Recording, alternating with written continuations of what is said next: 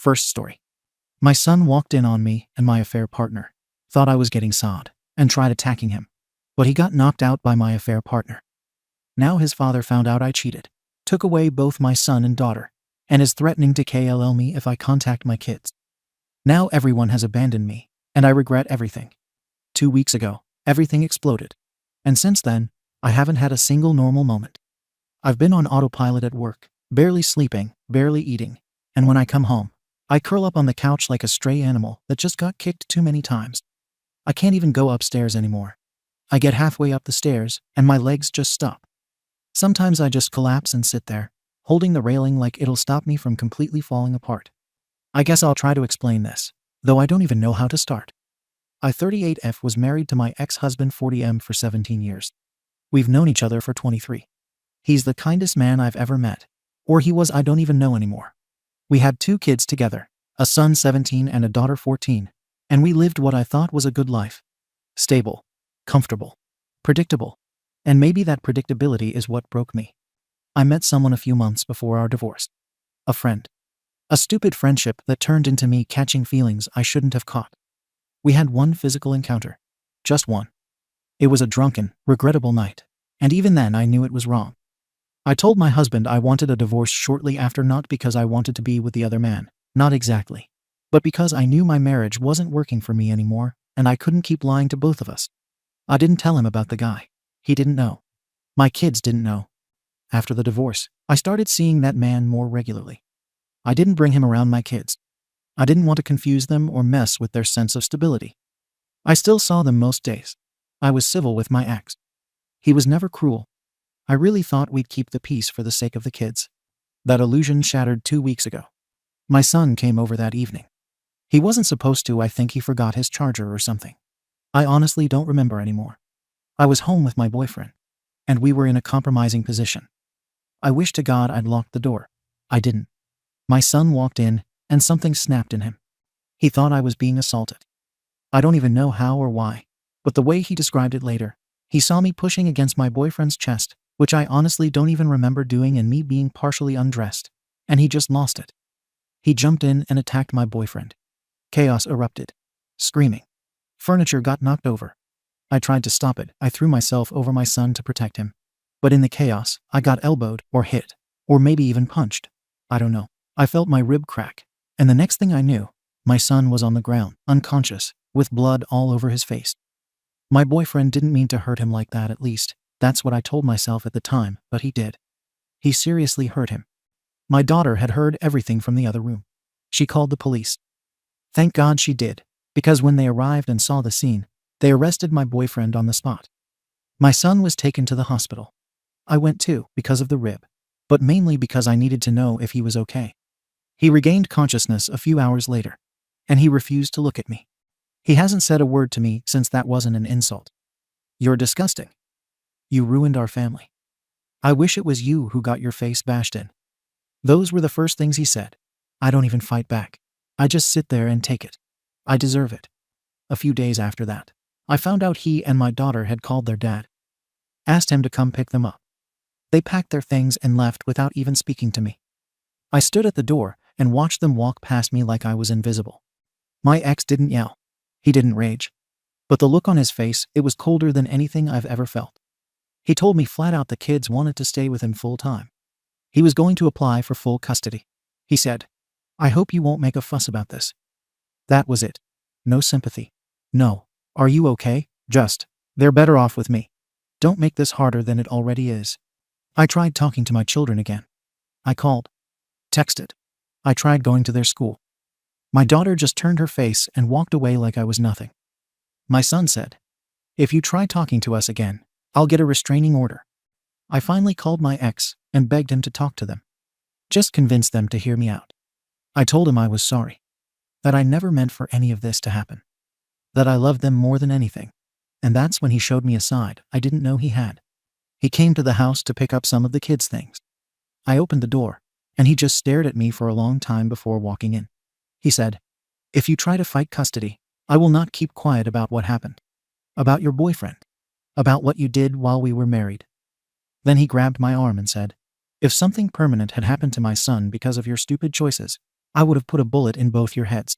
Screw the consequences. You're lucky he's okay. That broke me in a way I didn't expect. Because I believed him. He meant it. This man I'd known for 23 years, the man I raised children with, laughed with, trusted, was standing there saying he would have murdered me. Since then, the silence in this house has been deafening. This is the same house where we brought our babies home from the hospital, where they took their first steps, where we celebrated birthdays and Christmases and just life. And now it feels like a tomb. I haven't heard the word "Mum" in 2 weeks. Not once. No one has called me that. Not even angrily. My daughter hasn't spoken a single word to me since that night. Not one syllable. My son only speaks in venom. And my ex? Well, he's civil now. Cold and distant. But civil. Which almost makes it worse. I go to work because I have to. But it's the only time I don't feel like I'm suffocating. At least at work I can pretend I'm still a person. When I come home, I just fall apart. I've been sleeping on the couch for over a week. I can't sleep upstairs. I walk into my room and just smell the ghosts. The memories. The mistakes. The shame. I throw up sometimes just from the anxiety of being in that room. I can't talk to my parents about it. I couldn't even face them at first. But they found out. A week later, they found out what happened. I don't even know who told them. Maybe my daughter or my ex. Doesn't matter. They disinherited me. I got a letter, not even a phone call. It basically said they love their grandchildren, and they don't want to risk their inheritance going to someone who's betrayed their own children's safety. That letter might as well have been a noose. I'm dead to them. I'm dead to my kids. I'm dead to the only man who ever truly cared about me. My friends don't call. I haven't told anyone what really happened because the shame is unbearable. I wouldn't even know how to start. I've thought about self-harm. Not in the dramatic way. Not in the threaten to do it for attention kind of way. Quietly. Methodically. I've stared at a bottle of pills for hours. I've sat in the bathtub and thought about slicing deep and sinking under. I think the only reason I haven't done it is because somewhere in my shattered mind, I know it would hurt them more. As much as they hate me right now, I know it would destroy them if I died. And I've already destroyed enough. So I sit here, alone, in this silent house, surrounded by reminders of a life I destroyed. And I don't even know where to begin fixing it. I don't know if I even can. I tried therapy. Once.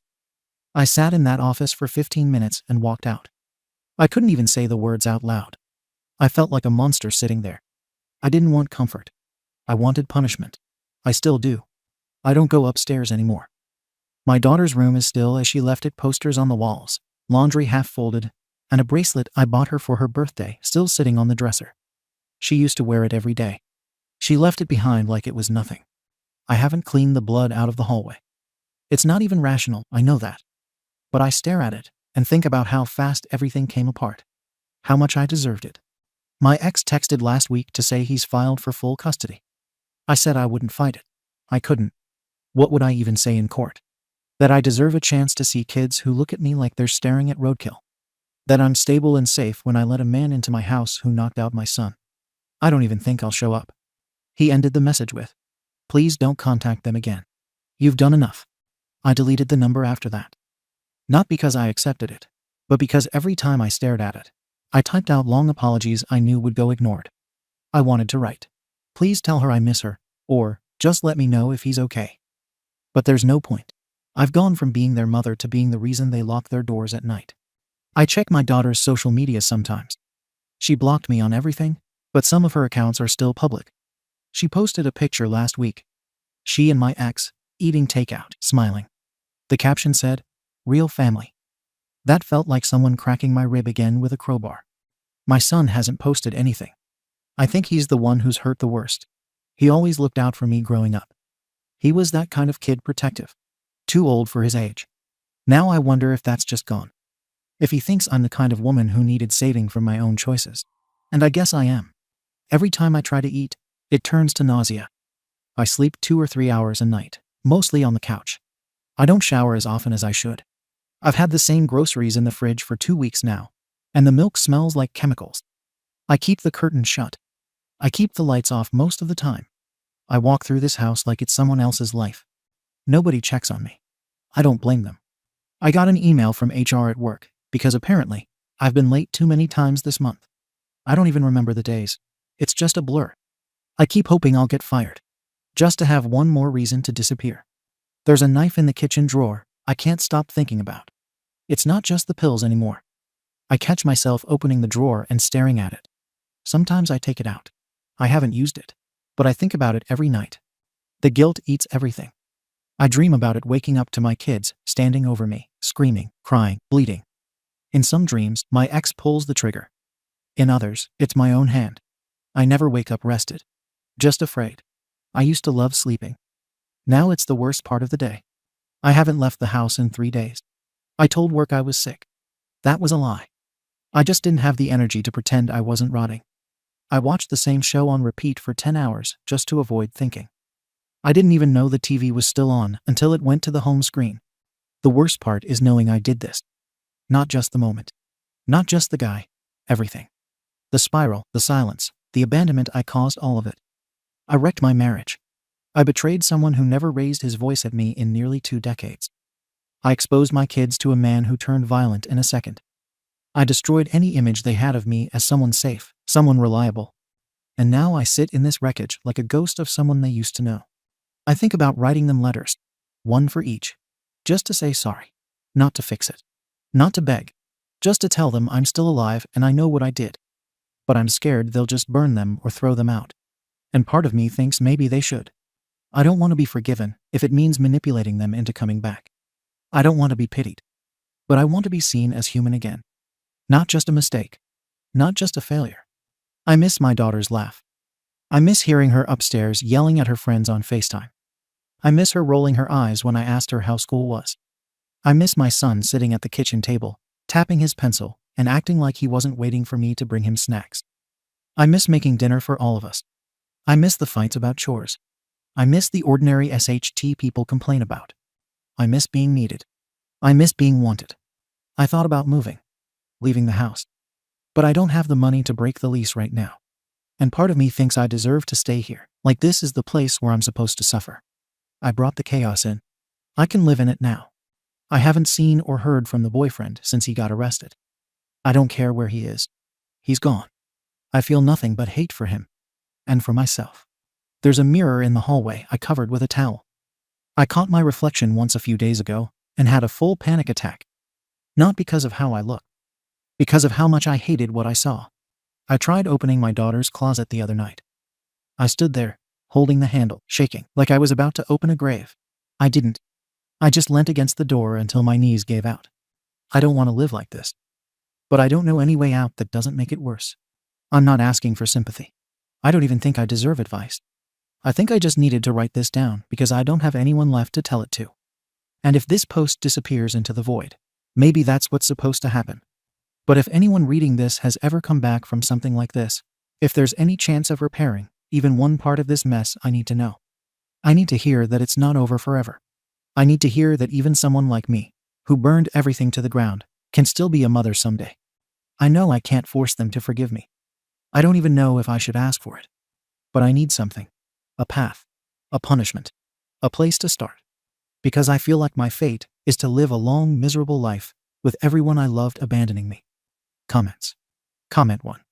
You blew up your entire family for the dopamine hit of a new relationship. And now that it's turned into a horror story, you want to rewrite it as a tragic accident. Let's be honest here. This all started with your affair. Everything that came after divorce, the assault, your kids cutting you off started there. You were bored and emotionally checked out, and instead of addressing that like an adult, you started sleeping with another man and chose him over the father of your kids. That wasn't a moment of weakness. It was a pattern of betrayal. You didn't just cheat on your husband. You cheated on your children. You broke the home they trusted. Then you brought the man you cheated with into their space, and he ended up sending your son to the hospital. You're lucky they didn't both disown you on the spot. Honestly, if your ex ever does go public about what happened, you'll lose every ounce of credibility because you know exactly how bad this looks. You're here now asking how to fix it. First step, own it without excuses. Stop saying, it was one time. Stop acting like the boyfriend's violence was unforeseeable. You made a catastrophic series of selfish choices, and your kids paid the price. Therapy isn't optional. But neither is accountability. You're not a victim of this situation, you're the cause. Comment 2. Look, I'm not here to kick you while you're down. You're obviously suffering. But what happened here isn't some fluke accident. You invited a man into your home who ended up violently assaulting your son. Whether or not you knew he was capable of that, your daughter had to call the police. That says a lot. Your son thought you were being attacked. He jumped in to save you because he loves you. And instead, he got knocked out and woke up to you covering for the guy. I can't even imagine how betrayed he must feel. That doesn't go away overnight. You say your ex changed, but what I see is a man who is stepping up to protect his kids, because you didn't. Yes, seek therapy. Yes, get help. But for now, respect your children's space. Stop calling. Stop begging. Let them heal without guilt tripping them. Redemption starts when you accept what you did and give them room to feel safe again. Comment 3. You messed up badly. No one is arguing that. But reading between the lines here, it's obvious your son and daughter do love you. Their reactions came from fear and betrayal, not apathy. Your son put himself in harm's way to protect you. Your daughter made the right call when you didn't. That doesn't mean they owe you contact or forgiveness right now. They need space. You're not the priority they are. Keep working. Stay alive. Get help. Prove to yourself and to them that you can be stable again. That starts with taking care of your mental health and not putting this on them to fix. They are with their father. You said yourself, he's a good man. That's a blessing. Take the time now to rebuild yourself, not to beg your way back in. You might have burned the bridge, but if they see you doing the work, really doing it, they may one day meet you on the other side. Update. It's been a few weeks since my last post. I didn't expect much from writing, but the comments helped clear something up for me. I can't undo this. There's no version of this where I get to be mum again like nothing happened. I get that now. A lot has happened since then. Not good things, not closure, just consequences. I said I'd follow up, so here it is. Let's start with the legal side. My ex-boyfriend was officially charged. Assault, endangering a minor, and unlawful entry. I found out later that he had an old battery charge from years ago that I never knew about. He never hit me before that night, but I guess my daughter and son both told the cops he'd made them uncomfortable before controlling, weirdly possessive. I never saw it. Or maybe I didn't want to. Either way, it's on me. He's being held until trial. I haven't spoken to him since. I didn't go to the arraignment. I haven't sent him a single message. I blocked his number, deleted every photo, and tossed everything he left at my place into a trash bag and dumped it. It's over. As for my kids, nothing. Not a single word. I sent letters. Not apologizing in a manipulative way, just honest letters explaining everything. I didn't excuse it. I didn't beg. I told them about the charges, told them I was going to therapy, and told them I would respect their boundaries, but I would always be here if they ever wanted to talk. I left it at that. I don't know if they read them. Probably not. I also wrote a separate letter for my daughter. I told her I was proud of her for calling the cops. I thanked her. I said it wasn't her job to fix what I broke, but I wanted her to know I saw her strength. She didn't respond. I came clean in those letters. About the cheating. About the fact that I fell for someone else while I was still married. I told them it wasn't a long affair, not some drawn-out betrayal. It was one night. But yes, I emotionally detached long before that. And yes, I ended the marriage because I knew I couldn't be honest in it anymore. The relationship with their father was already dried out by then. We hadn't connected in years, barely touched each other, and barely spoke about anything other than logistics. But none of that justifies what I did. I wanted to be clear. I didn't leave their dad for this other man. I left because I was empty inside. The boyfriend was just the dumb, selfish catalyst that showed me how far gone I was. I didn't mean to build a life with him. I thought it would be nothing. And now it's ruined everything. Their father hasn't changed his stance. We've spoken exactly 3 times since everything happened. Once, about the custody paperwork which he went through with, and now has full legal and physical custody. Once, about school stuff. And once when I asked if he thought there'd ever be a time I could try again with the kids. He said, "You made your bed. Let them sleep somewhere safe." Then hung up. I can't say he's wrong. I'm still in therapy. Weekly. And not just for the incident, but for everything. I've been unraveling the last 10 years of my life in that office. The resentment I never voiced in my marriage. The loneliness I never admitted to myself. The way I kept so many things inside until they came out sideways. The cheating wasn't random. It came from years of ignoring every warning sign that something was broken inside me. But knowing that doesn't fix anything. It just explains the wreckage. I moved out. I couldn't stay in that house anymore. The bloodstains were cleaned, but I still saw them. I'd stand in the doorway to my son's room and just collapse. It wasn't healthy. I got a tiny one-bedroom in another part of town. I don't decorate. I don't unpack much. It doesn't feel like home. It's just somewhere to sit when I'm not at work or therapy. I still cry a lot. I still panic when I see teenagers at the grocery store. I still wake up some nights thinking I hear someone upstairs. But the self-harming thoughts are less intense now. Not gone. But I'm not actively planning anything. I guess that's something. I don't know what to do long term. I don't know what kind of life I'm supposed to have now. I used to be a mom. That's how I define myself. I didn't always do it well, clearly. But it mattered to me. It was me. And now, I don't know who I am. Just a woman who ruined everything and is trying to survive the aftermath. Sometimes I want to message my ex again, just to ask him to pass along a photo of them. Anything. Just proof they're okay. But I don't want to put him in that position. And I know he wouldn't do it anyway. I don't know if my kids will ever speak to me again. I know they have every reason not to. But I'm going to keep going to therapy. I'm going to keep writing in my journal. I'm going to stay away like they asked. I'm going to do everything I can to be better than I was. I'll never stop hoping that someday, years from now, one of them knocks on my door. But I'm not counting on it. All I can do now is try not to give up. And hope that somehow, being out of their lives for now is the least harmful thing I can do for them. Second story. I accidentally met my birth mom after 23 years of NC. And now she wants to have a relationship with me and is begging my aunt to talk me into reconciling with her. I am 23, was raised by a single father who passed away 3 years ago. When I was around 15, he sat me down and explained that my mom is alive and that I'm the result of a one-night stand during his college days in the US. He said my mom wanted to put me up for adoption, but he chose to take full custody and raise me on his own. It's important to mention that my father was Italian and my mom is American. They met when he was studying in the States. I moved to the US, pursuing my master's degree in the same city where my mother lives. Though we've never met, and as far as I know, she has no idea I'm here. Last week, I broke my hand and ended up in the ER. That's where I met her. It was strange and emotional, but I kept my cool and pretended not to know who she was. When she saw me, she looked shocked but kept things professional, though I noticed her staring at me more than once. I had to undergo surgery, and she checked on me before and after the operation.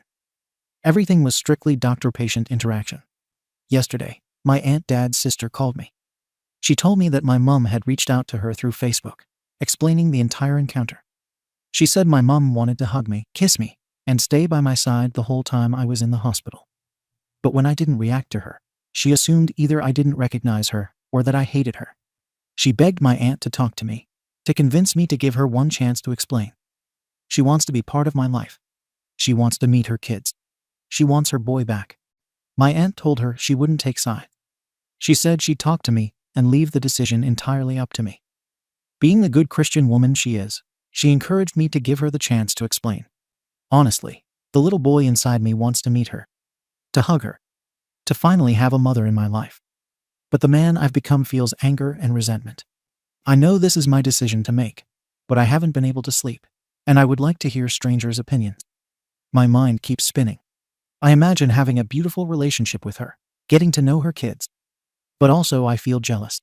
They got to grow up with her. I didn't. Top/relevant comments. Comment 1. My husband is adopted. After she explained her situation at the time, we were thankful she made the choice that she did. It brought a lot of closure to the resentment he had been carrying his whole life. She is now an active part of our family. OP. I'm glad it worked well for your husband. Hopefully, it works for me too. Comment 2. Wow, that's a really complicated situation. I think it's normal, expected, and even healthy to have conflicting emotions. Honestly, the little boy inside me wants to meet her, to hug her, to finally have a mother in my life. This seems like a good reason to meet her, to connect with her, and possibly open the door to having a mother. But the man I've become feels anger and resentment.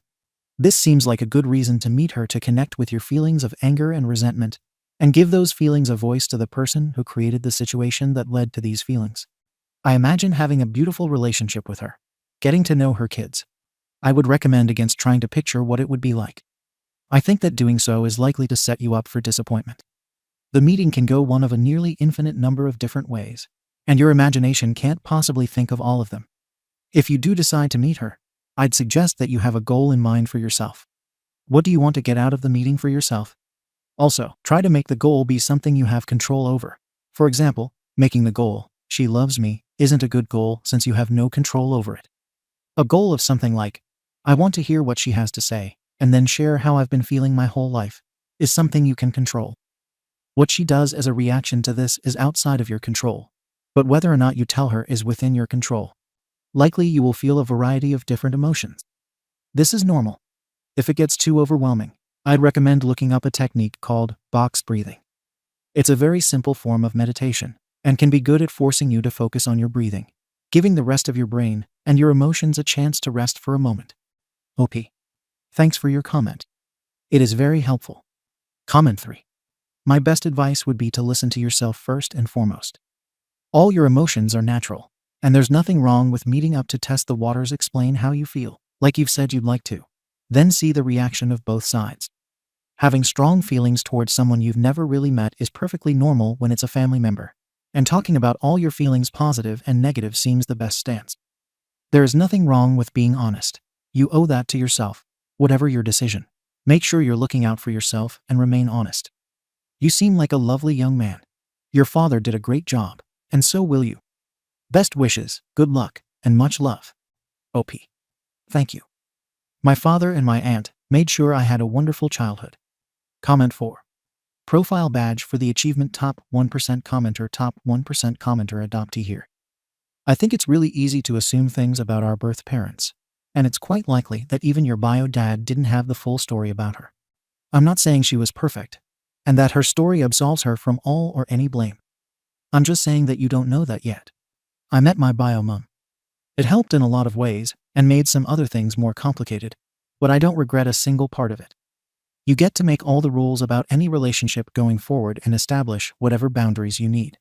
If you decide to do it, and only you know if it's the best decision for you. And if it is, then go in with an open mind. At the very least, you can get more info about who you are and where you come from. Best to you. OP. I agree. I think I need to know her reasons. It might help, or it might not. But it's better than being left guessing.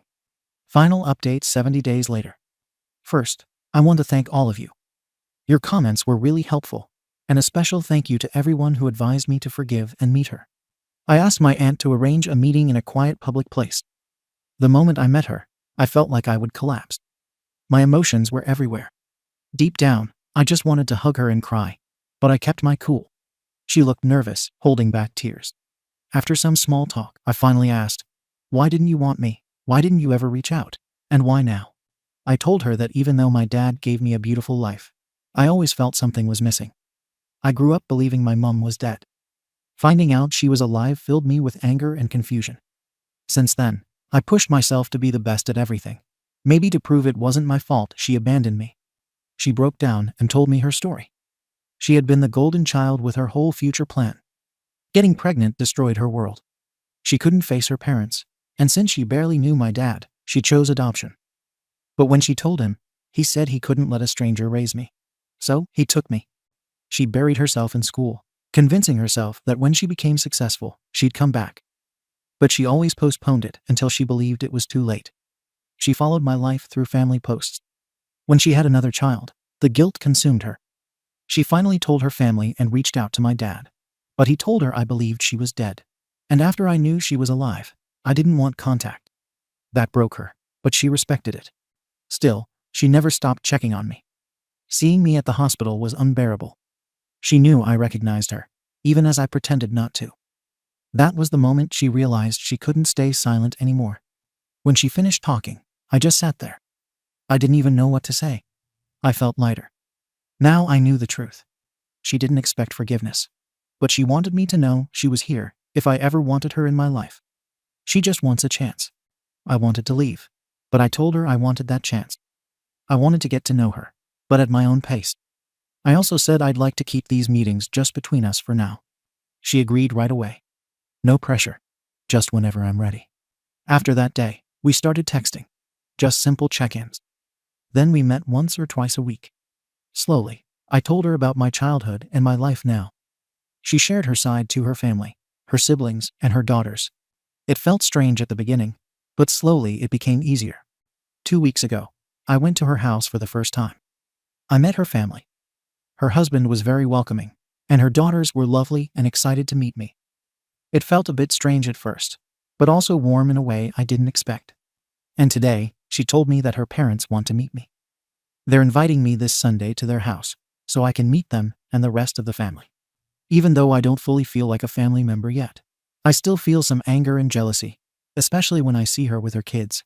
But I'm glad for everything that has happened so far. I just hope it keeps getting better from here. Top/relevant comments. Comment 1. Her kids are your half-siblings.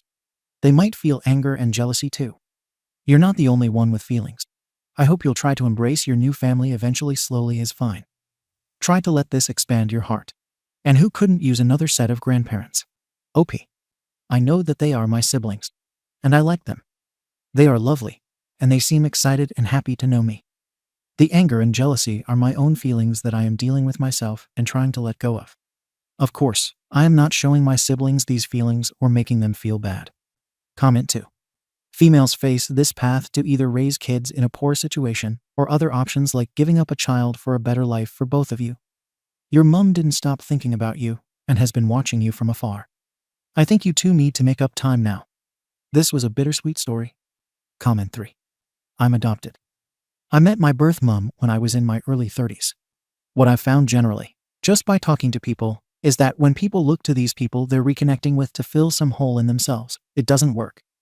But when the people are whole and are just looking to expand and learn more, it does even if you don't become best friends. Comment 4. I'm glad you are slowly getting to know each other and the family. You may have lost a lot of years together, but you have the future ahead of you. Make up for lost time and make each moment count. Sending good wishes your way. OP. Thank you for watching the video. If you are interested in listening to these kinds of stories, we've got more in store for you. Simply subscribe to our channel, hit the like button, and share it with your friends.